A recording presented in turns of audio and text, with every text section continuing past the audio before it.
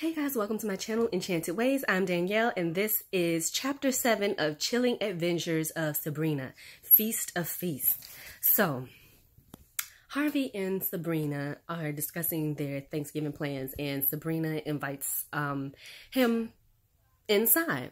Then she sees the animal entrails tagged to her door, and it's like, can I take a rain check? And he's like, sure, okay.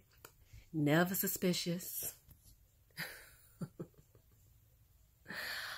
Always trustworthy. A nice quality. Just doesn't work in this world.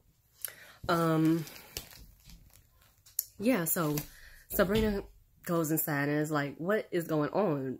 Did y'all see what is on the door? And Helda, Zelda, and Ambrose explain to Sabrina, yeah, that's a sign that our family has been chosen to participate in the Feast of Feasts, where I believe it's 14 families who are chosen. And each member of the family one member of the family has to volunteer to be chosen, to be sacrificed, to be eaten by the rest of the coven. And Sabrina is just appalled. You know, they explain to her, okay, well, way back when, the witches of Greendale were in danger of starving to death for the winter, because everybody in Greendale, all of the men had hunted all of the animals. So Freya killed herself and offered up her body for the coven, well, the fellow witches, whether it was a coven or not, to eat her and survive. And so ever since then, they sacrifice somebody and eat them. And Sabrina's like, okay, well, we're not starving anymore. Matter of fact, we have grocery stores. So like, what is really going on? And, you know, that's that. We'll pick up on that Feast to Feast in a minute. What will gives everybody an assignment to find out their family roots. Turns out Harvey's family were witch hunters. Okay, they were the Von Kunkels before they were the Kinkles. And they basically stole the land that is today the mines, because the hill people that the townspeople were afraid of were digging tunnels in that area. And so the Von Kunkel family killed the hill people, took over the land, and now it is the mines today. Susie's relative was Dorothea Putnam, who was an ally to the witches, and they actually learned about her in the Academy of Unseen Arts. And so before I get ahead of myself, I'll pick back up on that later too. Roz's grandma tells her about their family history, and that they were cursed, that someone in Roz's family accused another woman of being a witch, and that the witches of Greendale put a curse on the family for them to go blind. Now, Roz's grandmother, Ruth, is like, she's not sure whether the cunning, which is basically, you know, like The Shining, another name for The Shining. She doesn't know whether they were always like that and the blindness brought it out of them, or whether the curse took their vision and then gave them another kind of vision. She doesn't know. But, you know, she's like, listen, you're going to be able to see more than anybody else, and it's going to save your life. Like, it's okay. You're going to be just fine. So, yeah. Prudence is chosen as queen of feast, and Sabrina is her handmaiden. So the handmaiden has to do whatever the queen wants, attend to their every need. So Sabrina thought she was going to go to school and leave Prudence at home. So she ends up bringing Prudence to school, because Sabrina's trying to talk Prudence out of this. Like, you need to question this. You about to die, girl, and get 8, and you just cool with it. So Prudence, while at school, hears Susie talk about her, I'm not exactly sure what she is to her, but her relative, Dorothea, and she tells her, she was a great woman, and we learn about her, and, like, she was just this awesome person to be revered.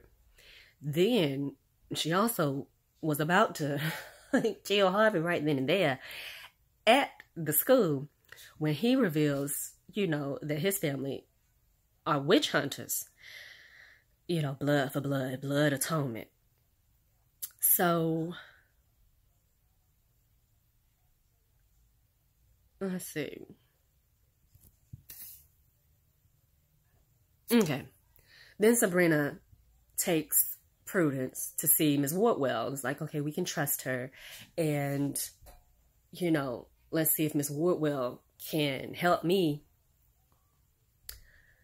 talk this chick out of this. And Miss Wardwell tells them about this old witch in the woods that actually ran away from being queen. She was selected queen and she didn't go through with it. So they go into these woods. I think it's called Moon Valley. And they visit this witch. And she tells them how things were, how she was such a young girl, younger than them, younger than 16, mind you. I think they're all 16. Prudence and them might be older, but probably still high school age, 17, 18 at the moment. They're probably not 18, but I'm not sure.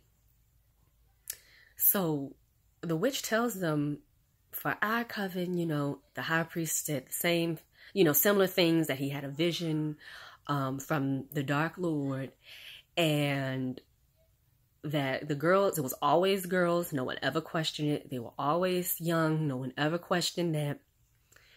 And how she was younger than them. And the revelation that her high priest received was that he needed to sleep with this child. And she ran away. And she's like, I didn't run away from the Dark Lord. I ran away from the high priest. And it starts to get Prudence to thinking just a little bit, but, Prudence is like, that's not what's going on here with me and Father Blackwood. He treats me like his daughter. Like, I don't fear him like that. So we hear branches snapping in the woods. It is the Kinkles, and they are hunting. And Harvey is supposed to kill the deer. The grandfather kills it instead. Turns out the deer was a familiar, so they already even more heated. It's like, okay, they're witch hunters and they've killed a familiar. And it was really cute how they pulled the wool over Harvey's family's eyes. They took wool, basically, wool yarn, and made a pentagram. And that pulled the wool over their eyes. That's TV for you. So, Connor's mom, Connor's mom visits the mortuary. She's, I'm assuming, picking up the urn of her son. So Ambrose, she tells them that Ambrose asks what's going on with the police investigation. She's like, they haven't made any discoveries, but I found some occult items in his bedroom, and maybe that's what got him killed. So Connor's parents end up killing themselves. They just couldn't take the grief, or I don't know, between the grief and the revelation that the boy was into some satanic cult, or so they believe, they're dead. So, Lady Blackwood, Father Blackwood asked 1 or 2 episodes ago Zelda to be the midwife to Lady Blackwood, because she has a reputation for having never lost a baby, and Lady Blackwood has had, several miscarriages. So Lady Blackwood is, terrified that she is about to miscarry because she's seen spotting, her blood pressure is high, and she starts rambling and telling on herself that, well, first, she starts rambling, and then Zelda asks her, have you done any spell work lately? And that's when she says, yeah, but I had to. And then starts going on about the weird sisters and how she feels like they're plotting against her. And, she believes, and she's saying in so many words that she thinks one of those weird sisters, or maybe multiples, are Father Blackwood's children. And in the witch community, illegitimate as well as legitimate heirs can lay claim to the position of high priest or high priestess. And she wants her children to be the heir. So that gets, Sabrina to thinking. She tells Prudence what she's thinking, that, okay, Lady Blackwood thinks y'all have it in for her, and she's trying to get you before, y'all get her. And she was holding the box. So Prudence is like, okay, what is your plan to see if all of this theory is fact? So Helda ends up baking a truth cake. And everybody's enjoying themselves. And the truth is revealed that, yes, she plotted the whole thing because she wants her children to be the heir. And Prudence asked Father Blackwood, because he shook like, oh my God, truth cake. Are y'all going to ask me some questions? Yes. The question is, are you my father? And he's like, yes, I am. And Sabrina's the one, I believe, that asked, was he responsible for Prudence's mother's death? Turns out, yes. She threw herself off of a bridge because he refused to marry her. So Prudence is upset, naturally. And she's like, you know what? Whatever happens, since I'm not really the queen and the Dark Lord didn't really choose me, whatever happens, I want to wear the dress and I want to sit on the crown, the throne of skulls. So,